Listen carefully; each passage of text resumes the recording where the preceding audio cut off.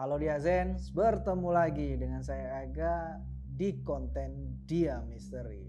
Seperti sebelumnya, kita akan melanjutkan cerita dari Lala dan Mita dan Doni dan klinik bersalin yang menjadi teror menakutkan bagi si Lala. Kemarin recapnya adalah Lala beberapa kali diganggu oleh sosok yang menyerupai Doni dan kejanggalan-kejanggalan yang terjadi di klinik bersalin itu. Mulai dari bau busuk, ya tentu saja dengan sosok yang menyerupai Doni, dan dia bertemu dengan satu sosok berupa perempuan berambut panjang yang lagi keramas di wastafel. Di part ketiga ini, kita akan masuk cerita yang lebih dalam lagi tentang bagaimana si Lala ini berusaha menguak ada apa sih sebenarnya yang terjadi kepada dirinya, atau ada yang salah dengan dirinya.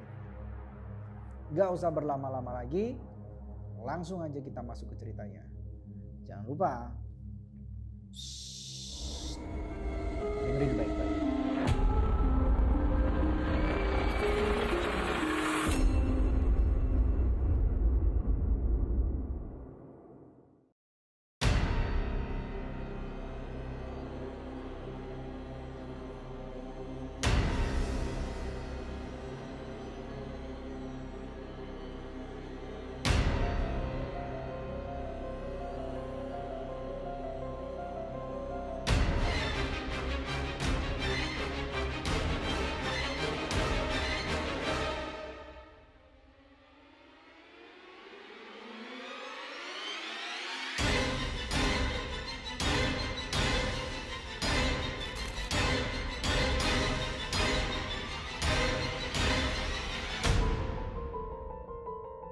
Setelah mendapatkan banyak gangguan ya, ini itu mulai dari si Doni palsu atau bau busuk dan penampakan cewek berambut panjang di klinik bersalin.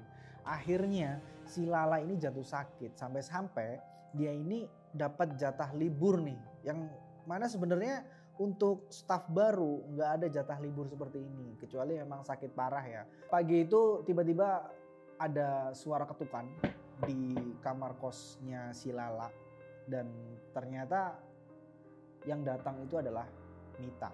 Mendapat kabar dari dokter Novi yang memang masih kerabat ya sama Mita, si Mita ini langsung bergegas menemui Lala di kosan. Ya kebetulan hari itu dia masuk malam ya si Mitanya ini, jadi pagi dia sempatkan untuk mampir ke kosnya si Lala. Di situ Lala langsung dihantam kayak belasan pertanyaan tentang apa yang terjadi gitu, gimana ceritanya gitu. Karena sebagai temen ya, Mita ini juga kayak ngerasa bersalah gitu loh atas apa yang menimpa Lala gitu. Sedangkan Lala juga sebenarnya punya perasaan yang sama gitu, nggak enak hati. Udah dikasih kerjaan tapi malah seringnya libur gitu, sering izin sakit dan lain-lain. Akhirnya Lala pun di situ nyeritain semua pengalaman-pengalaman aneh yang dia alami di klinik.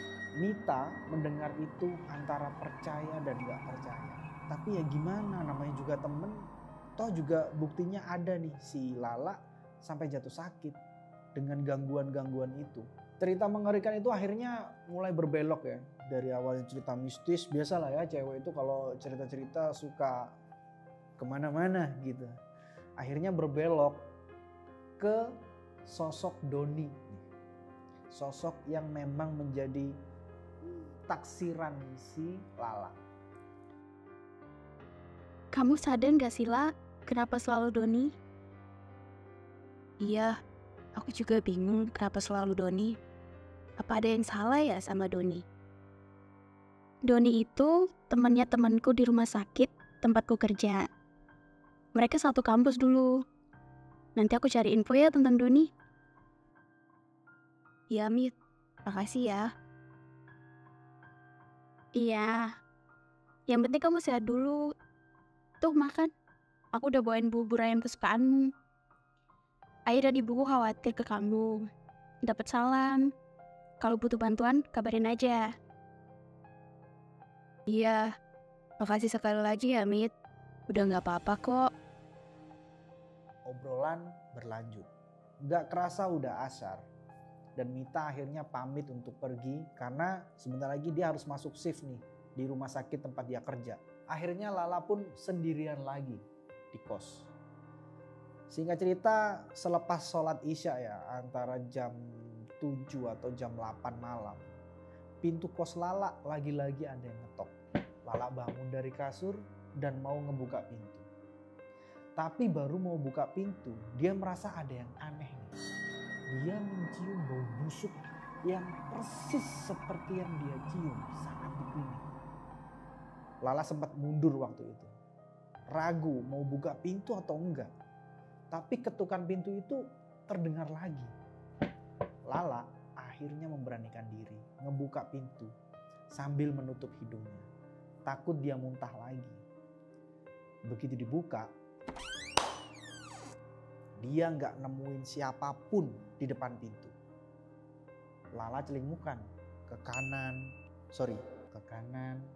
ke kiri. Nggak ada orang. Merinding. Dia tutup lagi tuh pintu. Baru mau jalan ke kasur, tiba-tiba pintu ada yang ngetuk lagi. Lala diem. Memastikan dia nggak salah dengar. Pikirannya waktu itu udah gak karuan. Hatinya udah deg-degan. Tapi kali ini dia agak tenang. Kenapa? Karena gak ada bau busuk di sana. Yang ada adalah bau wangi. Wangi yang dia kenal. Wangi yang sangat familiar. Parfumnya Doni. Dia lalu membuka pintu dengan percaya diri. Begitu pintu dibuka, seneng bukan kepalang. Ternyata yang ditemuin emang bener-bener Doni. Sosok Doni ini ada di depan pintu. Ada perasaan lega, bercampur was-was sih sebenarnya. Di balik senyumnya itu Lala masih menyimpan perasaan curiga. Ini beneran Doni atau apa? Tiba-tiba si sosok Doni ini ngomong. Boleh masuk lah. Gimana keadaan kamu? Masih demam? Doni menyapa dengan lembut, tapi Lala yakin itu adalah Doni yang sebenarnya. Dia akhirnya mempersilahkan Doni untuk masuk ke kosnya. Si Doni tahu nih, kalau Lala curiga dan bingung dia asli atau enggak. Karena ya beberapa kali si Lala sama Doni kan sempat berdebat ya. Aku ketemu kamu, aku nggak di situ kayak gitu. Dan si Doni udah tahu kalau Lala ini sering ditampakin sama sosok Doni yang bukan dirinya. Doni lalu masuk ke kamar itu dan duduk di lantai kamar. Kakinya dihentak-hentakkan ke lantai itu waktu itu, sambil meringis ke arah Lala. Aku napak lah. Kakiku napak nih. Ini aku yang asli. Lala cuman ya senyum aja ngelihat tingkah konyolnya si Doni ya, sambil gemes-gemes gitu loh. Nih aku bawain soto ayam. Soto Pak Ambar ini enak banget loh. Cobain deh. Dijamin ini soto beneran. Bukan yang kemarin. Apaan sih? Udah gak usah bahas itu. Oh iya, sorry. Ya udah buruan makan nih, keburu dingin. Akhirnya si Lala makan bareng sama Doni sambil ya ngobrol-ngobrol lah. Ada perasaan tenang, ada juga was-was, ya campur aduk sih perasaan si Lala waktu itu.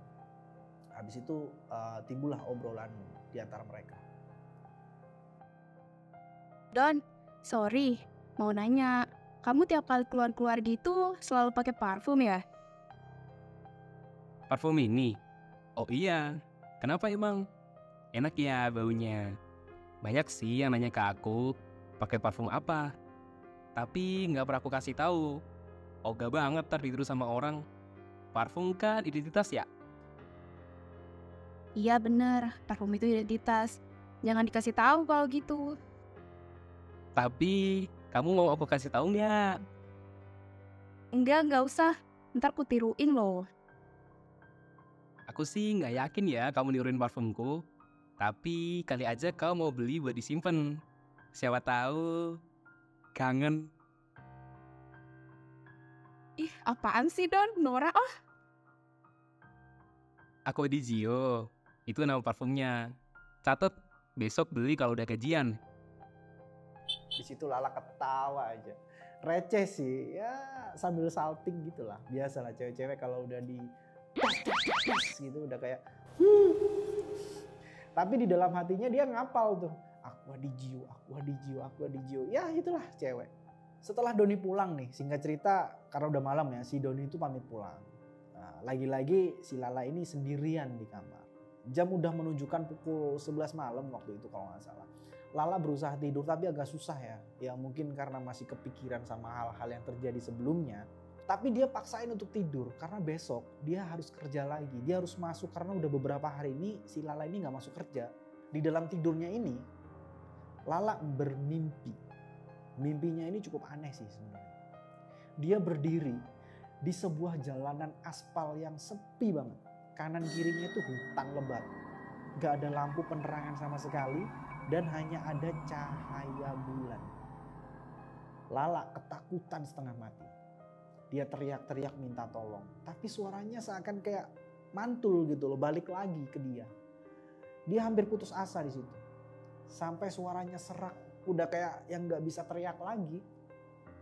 Lala akhirnya lari menyusuri jalanan aspal itu.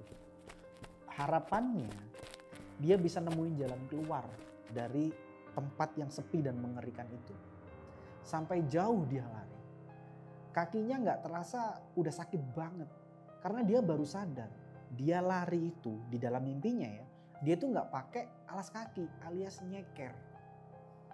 Akhirnya Lala berhenti tuh di tengah jalan sambil ngos-ngosan. Tiba-tiba dia mencium bau busuk sama persis dengan bau busuk yang dia cium di klinik. Dia udah gemeteran tuh, udah merinding. Sumber aromanya berasal dari sebelah kiri dia berdiri. Dia akhirnya pelan-pelan nengok ya kan ke kiri. Dan kalian tahu apa yang dilihat Lala? Lala melihat apa ya? Sosok putih, tinggi, gede, wajahnya nggak kelihatan. Tapi dia hanya bisa melihat mulut yang gede banget dari sosok itu. Mulutnya itu nganga, terbuka lebar sambil ngeluarin lidah yang panjangnya itu sampai ke tanah. Dan itu baunya busuk banget, gak enak, bikin enek, bikin mual. Lala ketakutan dan dia teriak sejadi-jadinya. Lalu Lala kebangun dari mimpinya. Di situ dia bersyukur gitu. Lala kebangun itu jelang subuh lah ya kira-kira. Tapi ada yang aneh. Telapak kakinya terasa sakit. Dia coba ngecek tuh, kenapa kok telapak kakinya itu sakit? Dan di situ dia kaget bukan main. Ternyata telapak kakinya itu hitam, kotor gitu, kayak orang yang habis main di luar nggak pakai sendal gitu. Karena ketakutan Lala langsung wudhu dan sholat subuh waktu itu juga. Di dalam doanya nih, Lala meminta untuk nggak lagi mendapatkan gangguan yang menyulitkan hidupnya. Setelah selesai sholat, Lala memutuskan untuk menelpon Mbak Niken. Nah, kalian tahu kan Mbak Niken itu adalah anaknya Pak Dedi dan Bude Ida. Keluarga yang menampung dia sejak menjadi yatim piatu. Pagi itu mereka saling bertukar cerita, bertukar kabar karena ya jarang lah ya mereka berkomunikasi selama merantau. Dan di situ mereka saling cerita apa yang dialami oleh Lala, kabar Pak Dedi sama Bude Ida gimana. Pokoknya ya berkabar aja lah gitu. Lala senang akhirnya Lala bisa tahu bahwa kabar Pak Dedi dan Bude Ida pun Mbak Niken juga sehat-sehat di sana. Singkat cerita, pada siang sekitar jam 2 lah ya. Waktu itu si Lala udah masuk kerja ya. Si Lala bergegas menuju ke klinik karena kebetulan dia masuk shift siang ya kan. Jam 2 siang dia berangkat karena udah terlalu sering absen ya kan. Sering gak masuk. Lala memutuskan untuk kerja tuh hari itu.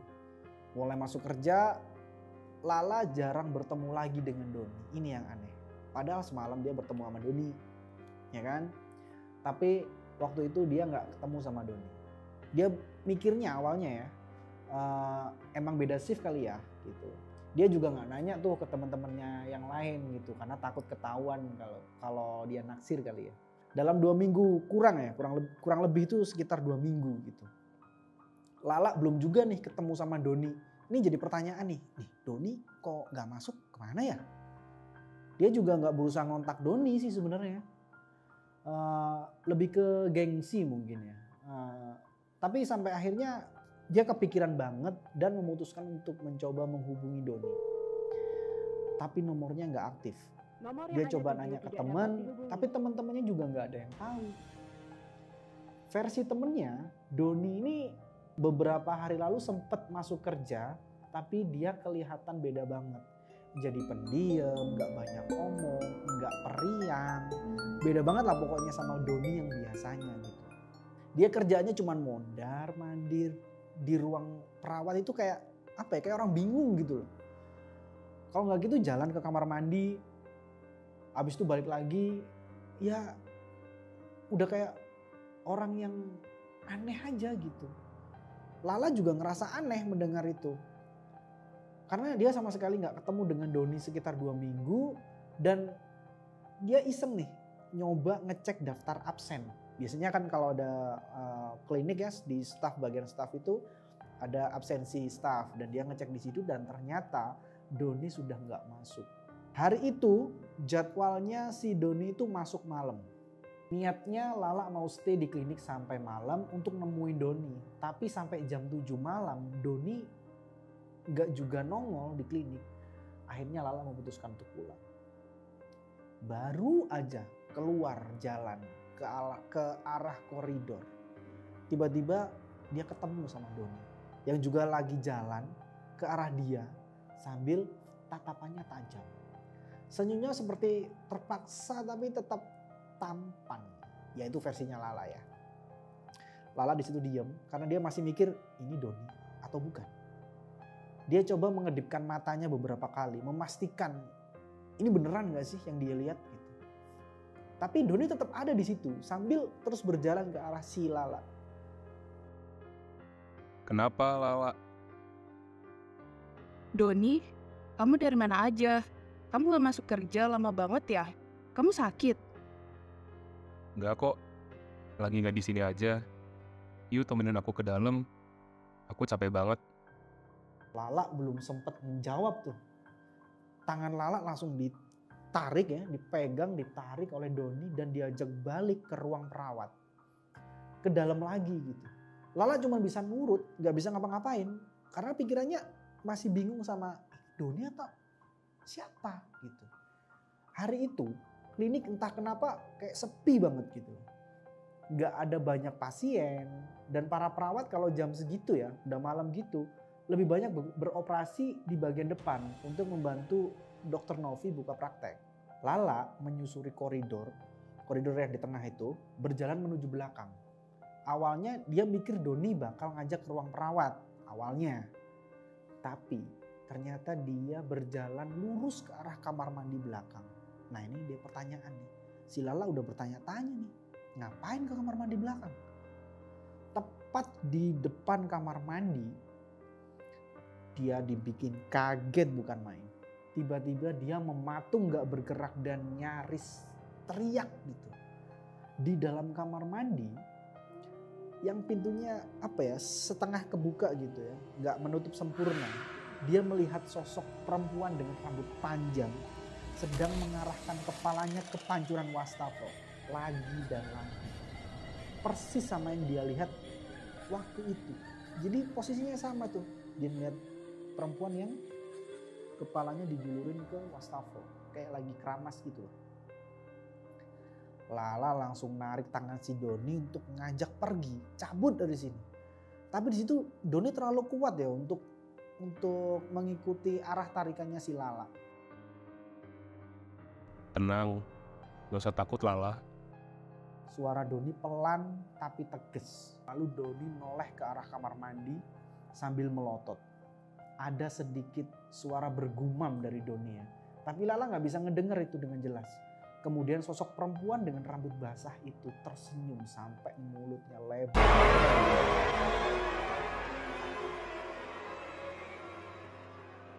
Dan gak lama ada suara seperti kuntilanak tertawa melengking banget. Itu keras banget. Lalu dalam beberapa detik tiba-tiba pintu kamar mandi itu ketutup dengan sendirinya dengan keras banget. Kayak yang ngagetin banget. Lala kaget sampai teriak. Doni langsung menarik Lala kembali dan kali ini benar-benar langsung mengarah ke ruang perawat. Koridor yang biasanya dia lewati ya seperti normal ya biasanya, itu malam itu jadi kayak beda gitu loh. Malam itu benar-benar kayak mencekam dan entah kenapa seperti klinik yang jadi klinik mati, alias nggak ada kehidupan gitu. Nggak ada angin, nggak ada suara jangkrik, nggak ada hewan-hewan malam yang bersaut-sautan. Lalu lalang kendaraan yang biasanya kedengeran sampai ke koridor itu nggak ada. Nggak lama, mereka langsung masuk ke ruang perawat. Lala duduk di depan meja yang biasa mereka pakai untuk ya nyusun-nyusun berkas atau nulis-nulis laporan lah ya. Doni berdiri di samping pintu sambil sesekali melihat ke arah luar.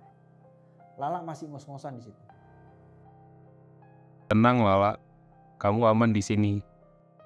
Setelah ngomong kayak gitu, Doni langsung berjalan ke arah sudut dan duduk di kursi yang ada di pojokan sambil bersandar gitu loh. Lala yang masih ketakutan berusaha menenangkan diri. Ya apa ya, habis melihat dan mendengar sesuatu yang buruk tentu saja akan apa ya, hatinya masih ketakutan, deg-degan, gemeter gitu-gitulah ya. Dia coba bertanya kenapa dalam beberapa hari ini dia nggak masuk kerja. Itu dia nanya ke Doni ya. Tapi Doni tetap diam. Dia terus-terusan menjawab kalau dia lagi nggak di sini. Dia lagi nggak di sini. Makin bingung si Lala. Kemudian Lala nanya lagi nih. Karena masih penasaran ya kan. Kenapa nggak pakai Aqua di Gio, Don? Karena semenjak tadi ya, semenjak adegan si Lala ditarik sama Doni ke kamar mandi belakang, si Lala ini nggak mencium Aqua di Gio yang menjadi ciri khasnya si Doni. Ketika ditanya itu, si Doni langsung menatap Lala dengan tatapan yang apa ya, yang kosong. Apa itu Lala? Seketika Lala langsung terdiam. Dia tahu itu bukan Doni. Dia berpikir cepat tuh, memutar otak dan mencoba menguasai kesadarannya. Mencoba recall momen-momen saat dia bertemu dengan sosok yang menyerupai Doni. Dia baru ingat bahwa setiap dia bertemu dengan Doni yang asli, selalu ada parfum Aqua di Gio menyertai si Doni. Dan ketika dia bertemu dengan sosok Doni yang palsu, gak ada parfum itu. Tiba-tiba Doni nanya lagi. Tapi kali ini pertanyaan Doni itu lebih ke apa ya, ngebentak gitu. Agak melotot dan ekspresinya itu kaku, gak kayak Doni biasanya. Itu apa Lala? Tiba-tiba HP Lala ini bunyi. Ada pesan singkat yang muncul di layar dari Mita. Lala langsung kaget bukan main. Yang di depannya ini siapa? Lala langsung melompat dari kursi dan lari keluar. Tapi tiba-tiba pintu di ruang perawat itu ketutup. Yang kayak langsung ketutup aja gitu. Keras banget. Dan terkunci nggak bisa dibuka sama sekali. Lala teriak minta tolong sebelum akhirnya dia jatuh pingsan. Sebelum akhirnya dia pingsan, Lala ini sekilas ya melihat Doni ini berubah wujud menjadi sosok yang tinggi, putih, dan terikat di bagian kepalanya. Wajahnya menghitam dan matanya menyala. Mulutnya kebuka lebar sambil menjulurkan lidah sampai ke bawah, sampai ke lantai ruangan itu. Kali ini baunya busuk banget, jauh lebih busuk dari sebelumnya. Tiba-tiba ya semuanya gelap dan Lala gak sadari diri. Beberapa hari Lala lagi-lagi gak masuk kerja karena kejadian itu. Ya, jadi kejadian di ruang perawat itu membuat Lala pingsan dan teman-temannya menemukan Lala itu tergeletak begitu aja di ruangan perawat dan membawa dia ke UGD. Sampai akhirnya teman-temannya itu membawa Lala pulang ke kosan dan mendapatkan jatah libur lagi dan lagi. Mita yang mendapatkan kabar dari dokter Novi kalau Lala lagi-lagi pingsan di klinik, akhirnya izin ke rumah sakitnya untuk gak masuk kerja. Dan dia berniat untuk menemani Lala di kosan. Karena ya keadaan Lala waktu itu lagi gak oke banget tuh. Setelah mendapatkan izin dari rumah sakit tempat si Mita kerja, akhirnya Mita itu ya seharian itu nemenin si Lala di kosan. Karena semakin khawatir ya dengan keadaannya si Lala, akhirnya dia ngabarin orang tuanya Lala kalau Lala ini sakit gitu. Sampai gak masuk kerja beberapa hari. Singkat cerita, Mita dan Lala mendapatkan kabar kalau Pak Edi sekarang itu lagi perjalanan menuju kota tempat si Lala merantau. Kondisi Lala sih nggak bisa dibilang membaik ya, tapi sudah lebih mending dari sebelumnya. Lala langsung meminta Mita untuk menemaninya pergi ke rumah Doni. Ya gimana pun karena yang namanya cewek suka ya sama seseorang gitu ya kan. Meskipun dirinya sendiri lagi sakit, itu kadang masih memikirkan orang lain. Jadi dia penasaran si Doni ini kenapa. Dia minta Mita untuk nemenin ke rumahnya si Doni.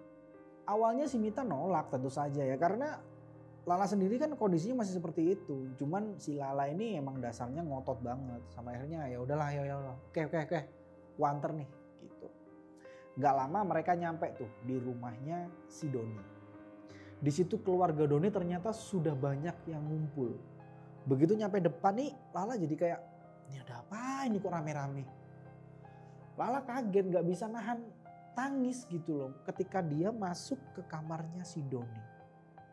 Kalian tahu apa yang dilihat Lala waktu itu? Dia melihat sosok Doni, cowok yang dia sukai, itu ternyata udah beda banget gitu. Tubuhnya Doni itu jadi kayak kurus kering gitu. Sorry nih ya, hampir kayak mayat. Gak berdaya, udah lemes aja gitu. Napasnya udah gimana ya, agak susah napas si Doni ini. Matanya sedikit terbuka dan sekujur tubuhnya itu putih pucat. Sampai-sampai Mita itu meluk Lala karena gak tega ngelihat ada orang yang seperti itu. Sebagai perawat, Mita ini sudah sering ketemu atau ngelihat ya berbagai kondisi orang yang koma atau tidak sadarkan diri, sakit parah gitu ya. Sekarat lah. Tapi ini beda. Mita sampai ketakutan itu ngelihat si Doni. Tapi di balik rasa takutnya dia juga ada rasa iba gitu. Tiba-tiba dari belakang ada seorang ibu-ibu yang menegur Lala dan Mita. Kamu yang namanya Lala? Iya Bu, saya Lala. Tanpa babi bu, si ibu-ibu ini langsung memeluk Lala sambil nangis. Lala bingung ya kan. Akhirnya Lala diajak ke ruang tamu. Di ruang tamu itu ada Lala, ada Mita sama ibu-ibu yang barusan ini. Yang ternyata itu adalah ibunya si Doni. Juga sama seorang laki-laki yang sudah agak berumur ya. Dan itu adalah ayahnya si Doni. Mereka menceritakan tuh akhirnya bahwa saat ini Doni sudah hilang. Lala bingung dong. Hilang itu maksudnya gimana? Menurut penjelasan ayahnya Doni, anaknya itu sekarang sudah tidak ada lagi di badan itu. Jiwanya itu udah gak ada. Alias sukmanya sudah pergi entah kemana. Lala makin bingung. Ini sebenarnya ada apa? Ibunya juga menjelaskan bahwa sebelum Doni jatuh sakit seperti ini, dia sempat cerita kalau dia suka sama seorang cewek namanya Lala. Bahkan dia sampai minta izin tuh ke ibunya kalau kapan-kapan mau ngajak Lala ke rumah, mau dikenalin sama ibu. Mendengar itu, Lala nangis pecah. Udah nangis sejadi-jadinya. Lala cuma bisa mau sedih, kecewa, campur aduk. Lala akhirnya memeluk ibunya Doni dan meminta maaf. Entah kenapa dia minta maaf ya kan. Tapi cuman itu yang bisa dia lakukan. Ayahnya Doni bilang kalau sudah bertanya pada orang pintar. Karena sudah dibawa ke rumah sakit, tapi pihak rumah sakit nggak menemukan kenapa Doni bisa seperti itu. Akhirnya dibawa pulang. Menurut orang pintar tadi, si Doni ini diserang sama sosok gaib yang sangat kuat. Tapi sosok gaib ini gak bisa terlihat di mata orang pintar itu. Sampai-sampai si orang pintar itu nyerah. Jadi penyakitnya ini udah ketemu. Tapi gak bisa nyembuhin. Intinya gitu.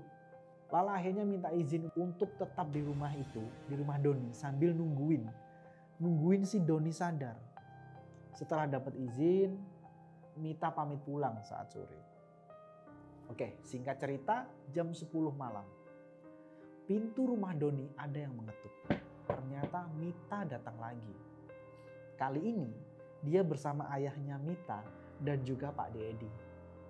Di situ Lala langsung lari meluk Pak Dedi sambil nangis.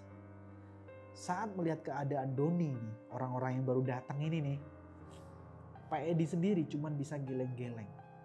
Nah, ayahnya si Mita, kita sebut aja Om Gatot ya. Om Gatot ini cuman bisa istighfar. Astagfirullah. Kenapa bisa seperti ini? Dia udah nggak di sini. Lala teringat sama ucapan Doni palsu malam itu. Bahwa Doni nggak di sini. Lala coba nanya tuh ke Om Gatot, ayahnya Mita. Dan si Om Gatot menjelaskan bahwa sukmanya Doni udah hilang entah kemana. Dan udah emang gak di sini. Terus ini gimana Om? Saya punya kenalan. Saya akan coba minta beliau untuk kesini. Karena kalau terlalu lama, saya takut akan terjadi hal buruk sama Doni. Oke, Diazens, cerita part 3 sampai di situ dulu. Ini semakin seru nih cerita si Lala yang ternyata mendapati bahwa Doni yang beberapa hari sebelumnya bertemu sama dia itu bukan Doni. Doni yang sebenarnya itu sedang sakit. Dan kira-kira Doni ini kenapa? Dan bisakah Doni kembali? Jangan lupa saksikan di part selanjutnya. Ini kayaknya yang selanjutnya akan jadi part terakhir ya. Buat kalian yang pengen terus mengikuti cerita ini, jangan lupa nyalain loncengnya. Di sini ada tombol lonceng. Hidupin notifikasinya dan subscribe, komen, dan terima kasih buat kalian yang sudah ngikutin cerita ini sampai di part ketiga. Part 4 harusnya jauh lebih seru dari ini. Kita tunggu di part selanjutnya. See you.